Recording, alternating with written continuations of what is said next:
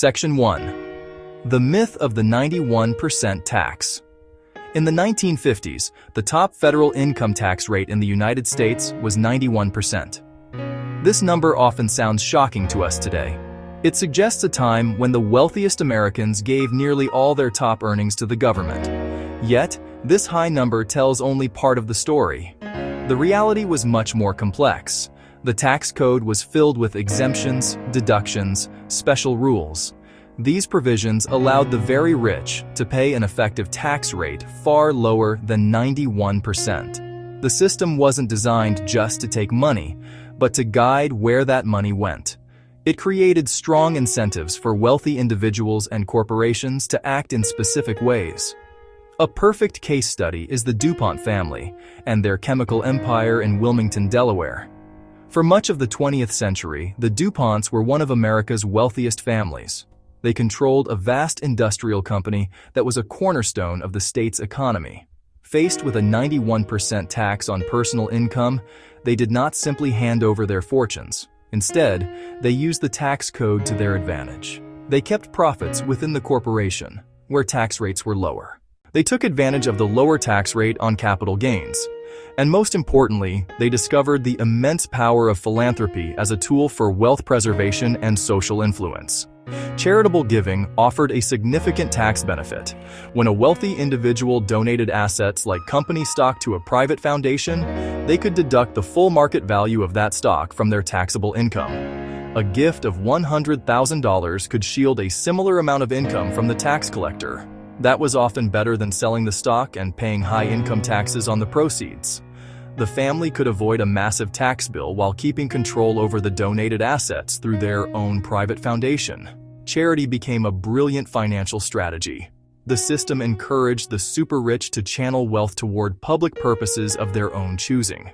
The high tax rate was a powerful stick, but the charitable deduction was an equally powerful carrot. It created a unique public-private partnership where private fortunes were redirected to build community infrastructure. For the DuPonts, this meant pouring enormous sums into Delaware. The tax code made it more attractive to build a local hospital than to buy another yacht, fundamentally shaping the relationship between the company, the family, and the state. The era of high taxes corporate paternalism began to dissolve in the 1980s. A new economic philosophy took hold. Deregulation, shareholder value, global competition, tax rates were cut, dramatically reducing the incentive for the wealthy to shelter income through large-scale philanthropy. Pressure on corporations changed. Long-term growth, local investment gave way to maximizing short-term profits for shareholders. This produced corporate restructuring, mergers, buybacks. The old social contract with local communities started to fray. DuPont was not immune. A company that dominated Delaware began shrinking its local footprint. Merger with Dow Chemical planned to split into 3 specialized companies. Divisions sold off. Thousands of high-paying research jobs, manufacturing jobs, the bedrock of Delaware's middle class, disappeared. Sprawling research facilities, the experimental station, saw budgets cut and staff dramatically reduced. Paternalistic commitment to the state replaced by the cold logic of the global market. Not unique to Delaware, echoed across industrial America. Detroit, fortunes tied to the Big Three.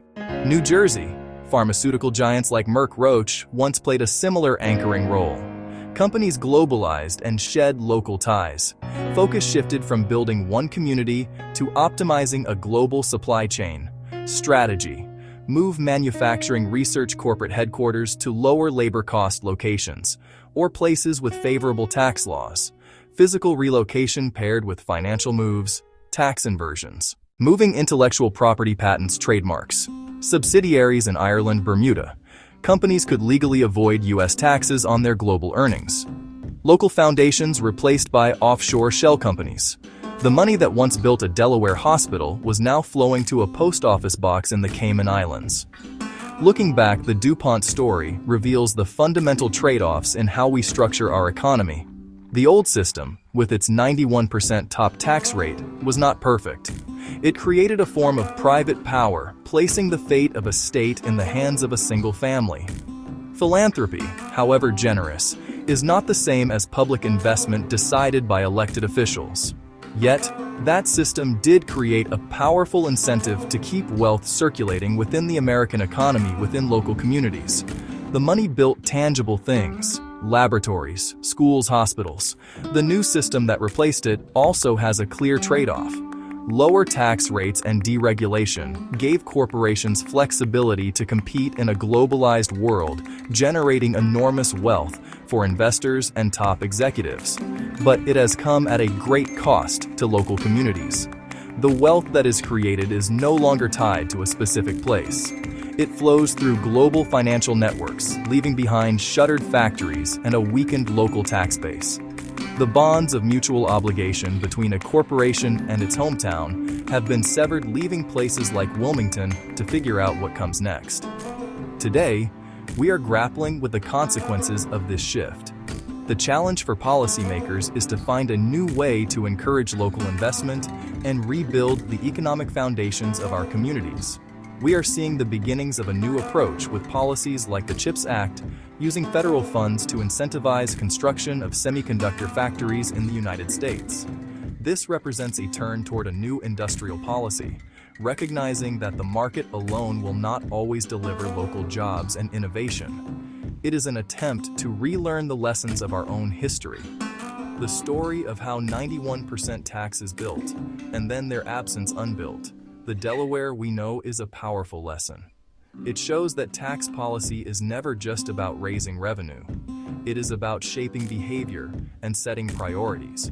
It directs where money flows, what gets built, who holds power. As we debate the future of our economy, we must remember that the rules we write have real-world consequences, not just for corporate balance sheets, but for the lives and livelihoods of people in communities across the country.